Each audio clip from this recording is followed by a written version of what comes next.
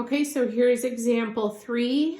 I have a trapezoid that has 2 bases labeled and a height labeled, and I can see that I've got a right angle here, so I know that that 10 meters is measuring my height. So I'm going to always start with my formula of base 1 plus base 2 times my height divided by 2. I do that because if another mathematician picks up my paper, I want to make sure that they know what I'm trying to find here.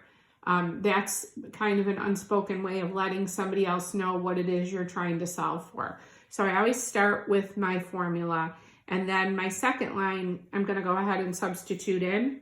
And I always kind of like to throw a little label here that this is my base 1 and this is my base 2 and this is my height, so that I know which one is which when I'm plugging into my formula. So the first thing I need is a base 1 and a base 2, which is 15 and 6. So I'm going to start with 15 plus 6, and I'm going to be multiplying that by my height, which is 10. And I want to divide the whole thing by 2. So my first step is to add my 2 bases together. I've got 15 plus 6, which is 21. And when I take my 21, I'm going to still need to multiply it by that 10. Sometimes in these formulas, it feels like you just keep rewriting and rewriting and rewriting.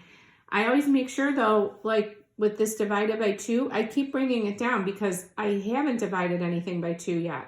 So I need to make sure that if I'm going to divide something by 2, I'm going to remember to take care of it.